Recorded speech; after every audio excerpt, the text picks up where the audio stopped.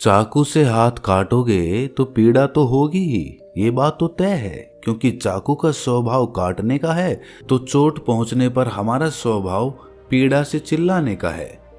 अब आप इसे चाहे कैसे भी समझें, लेकिन कुछ विधि के विधान होते हैं, नियम होते हैं, और उन्हीं नियमों के अनुसार ये दुनिया चलती है।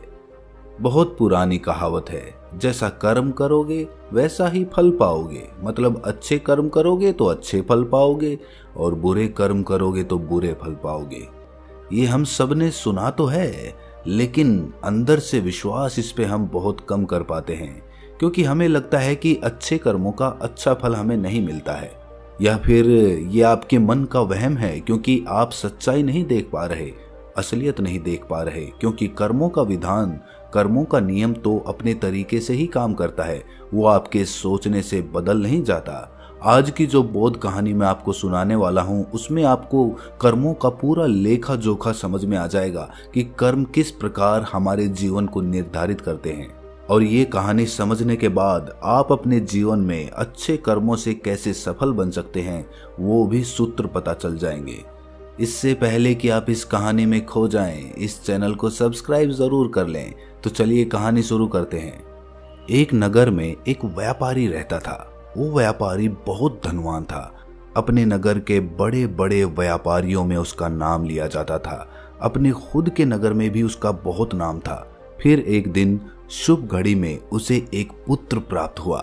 फिर उस पुत्र के जन्म पर व्यापारी बहुत खुश हुआ। उसने अपने पुत्र का नाम सोमनाथ रख दिया। व्यापारी ने सोचा कि अब उसका पुत्र बड़ा होकर उसके कारोबार को संभाल लेगा और वो अपने नगर का सबसे बड़ा व्यापारी बन जाएगा। उस व्यापारी ने अपने पुत्र का अच्छे से लालन पालन किया, उसे अच्छे से पढ़ाया लिखाया, और उनके पुत्र सोमनाथ ने भी बड़े होकर अपने पिता के व्यवसाय में हाथ बटाना शुरू कर दिया। पिता अपने पुत्र को ऐसे काम करते देख बहुत प्रसन्न होते थे। फिर जब सोमनाथ कुछ समझदार हो गया तो व्यापारी ने अपने पुत्र सोमनाथ का विवाह एक सुंदर युवती के साथ करवा दिया। सोमनाथ भी बहुत खुश था। सोमनाथ शादी होने तक तो अपने पिता के साथ व्यवसाय में हाथ बटाता रहा, लेकिन फिर अचानक ही सोमनाथ में कुछ परिवर्तन आने लगे। वो दिन भर अपने दोस्तों के साथ घूमने लगा। धीरे धीरे सोमनाथ को एक बहुत बुरी आदत ने पकड़ लिया। वो रोज अपने दोस्तों के साथ जुआ खेलने लगा। सोमनाथ अब ना तो अपने घर रहता था और ना ही अपने पिता के व्यवसाय में कोई हाथ बटाता था। वृद्ध होने के कारण उनके पिता व्यापार की देखभाल नहीं कर पाते थे, और सोमनाथ तो व्यापार की देखभाल करना तो दूर की बात रही, वो तो अपने पिता के द्वारा कमाए गए धन को जुए में उड़ा रहा था। व्यापार की देखभाल नहीं होने के कारण धीरे धीरे उसका व्यापार में भी बहुत नुकसान होने लगा। सोमनाथ के पिता ने सोमनाथ को भी बहुत समझाया कि मैंने इतनी मेहनत करके इतना बड़ा व्यापार खड़ा किया है, तुम इस जुए खेलने की आदत को, इस गंदी आदत को छोड़ दो, नहीं तो एक दिन ऐसा आएगा जब तुम्हारे पास कुछ भी नहीं बचेगा, कोई तुम्हारा साथ नहीं देगा, फिर तुम पछताओगे। इसीलिए तुम समय रहते संभल जाओ। लेकिन सोमनाथ ने तो अपने पिता की एक भी नहीं सुनी। वो तो उनकी बातों को सुनकर अनसुना कर देता था। ऐसे ही समय धीरे धीरे गुजरता रहा। समय के साथ उसके पिता और भी बूढ़े हो चले थे और उनको बीमारियों ने जकड़ लिया। कुछ समय के बाद ही उस व्यापारी की मृत्यु हो गई। अपने पिता की मृत्यु पर भी सोमनाथ को बिल्कुल भी अफसोस नहीं था। उसके चेहरे को देखने से ऐसा लगता था कि उसे कोई दुख नहीं है। ऐसा लग रहा था कि मानो उसके पिता की मृत्यु के बाद तो उसे आजादी मिल गई हो। अब उसे कोई कहने सुनने वाला नहीं था। अब तो सोमनाथ पहले से भी अधिक जुआ खेलने लगा था। सोमनाथ जुआ खेलकर एक बहुत बड़ा आदमी बनना चाहता था। वो एक दिन में ही जुए में हारी गई रकम को जीतकर एक बड़ा आदमी बनना चाहता था, जिसके कारण अब वो जुए में बड़े बड़े दांव पेच लगाने लगा था। सोमनाथ की माँ ने सोमनाथ को बहुत समझाया कि बेटा, तुमने बहुत सारा धन गंवा दिया है, अब जो थोड़ा बहुत धन बचा है उसे भी लुटाने पर क्यों लगे हुए हो। लेकिन वो कहते हैं ना कि जब नाश मनुष्य पर छाता है तो पहले विवेक मर जाता है, यानी कि बुद्धि मर जाती है। सोमनाथ अपनी माँ की बात एक कान से सुनता था तो दूसरे कान से निकाल देता था। उसे किसी बात का कोई फर्क नहीं पड़ता था। सोमनाथ अब बस दिन रात जुआ खेलने में व्यस्त रहता था। सोमनाथ के पास कोई कुबेर का खजाना तो था नहीं जो कभी खत्म ही नहीं होता।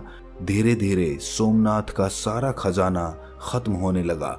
फिर एक दिन ऐसा आ गया जब सोमनाथ के पास कुछ भी नहीं बचा था। जुआ खेलने में उसने सारा धन खत्म कर दिया था। वो अपना सब कुछ गंवा चुका था। जब सोमनाथ की माँ को ये बात पता चली कि उसका बेटा जुए में सब कुछ हार चुका है तो उसकी माँ की मृत्यु हो गई।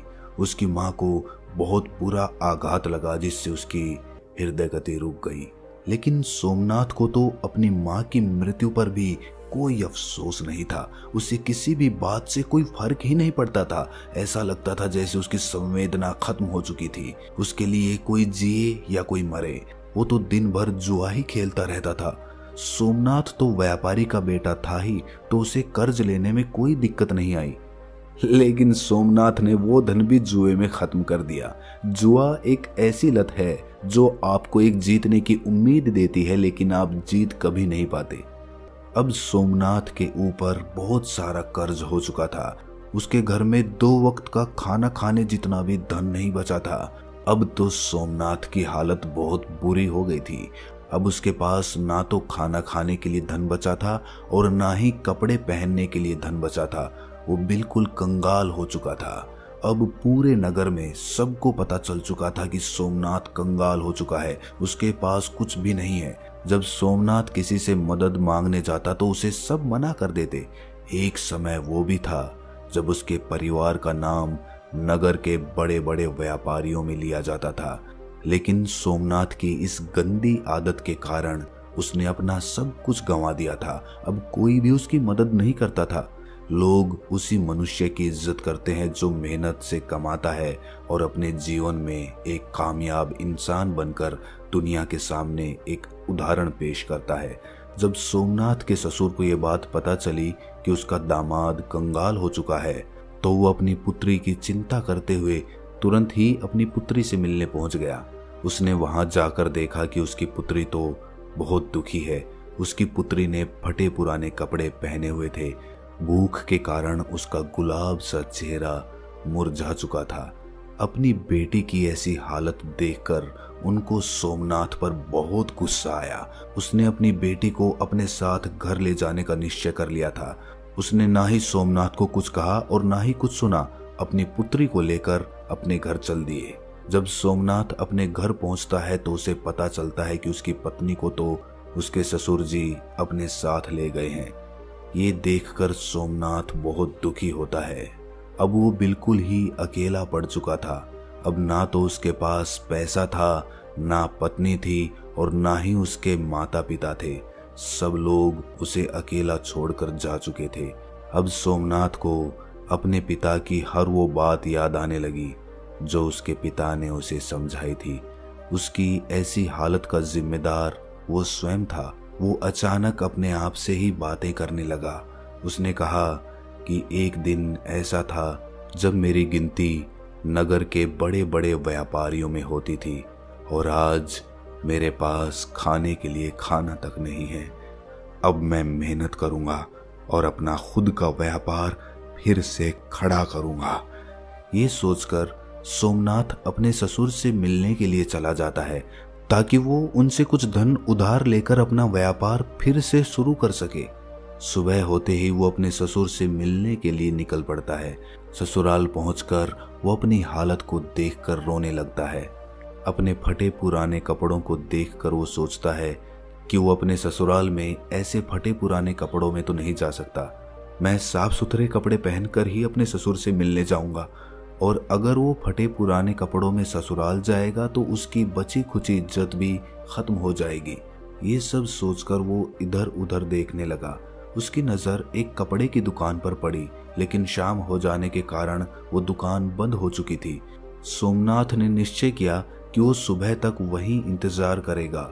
जैसे ही दुकान खुलेगी तो वो अपने ससुर का नाम लेकर कपड़े खरीद लेगा और जब ससुर जी से उसे पैसे मिलेंगे तब वो उस दुकान की उधार चुका देगा। अपने फटे पुराने कपड़ों में ससुराल वालों के घर जाने से अच्छा है कि मैं एक रात इस दुकान के बाहर ही गुजार दूं। ये सब सोचकर सोमनाथ उस कपड़े की दुकान के बाहर ही सो जाता है। सोमनाथ भूख के मारे इधर उधर करवटें ले रहा था। तभी सोमनाथ ने देखा कि एक युवक चुपचाप दुकान के भीतर जा रहा है। उस युवक के भीतर जाने के कुछ देर बाद ही एक स्त्री भी दबे पांव उस तरफ आई और दुकान के अंदर चली गई। सोमनाथ को वो स्त्री अंधेरे में भी जानी पहचानी लग रही थी। सोमनाथ ने उस स्त्री को ठीक ढंग से देखने के लिए दुकान की खिड़की से बाहर झांका। वहां पर उसने जो देखा वो देखकर उसके होश उड़ गए, क्योंकि वो औरत कोई और नहीं बल्कि उसकी ही पत्नी थी। फिर सोमनाथ ने अपनी पत्नी और उस युवक की बातें ध्यान से सुनी। सोमनाथ की पत्नी उससे कह रही थी कि हे मेरे प्राण प्रिय, तुमसे बहुत प्रेम करती हूँ और मैं तुमसे विवाह करके पूरी जिंदगी तुम्हारे साथ रहना चाहती हूँ। मैंने आज तुम्हें यहाँ एक राज की बात बताने के लिए बुलाया है ताकि हम विवाह करने के बाद आराम से रह सकें। हमारे पास किसी भी चीज की कोई कमी ना हो। उस युवक ने बड़ी ही उत्सुकता के साथ पूछा कि कौन सा राज? तुम किस राज की बात कर रही हो? फिर सोमनाथ की पत्नी ने उस युवक से कहा कि मेरे ससुर जी बहुत धनी व्यापारी थे।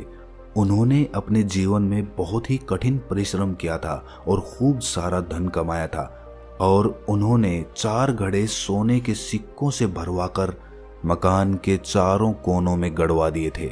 ये काम उन्होंने इसलिए किया था ताकि बुरे समय में उस धन का उपयोग किया जा सके।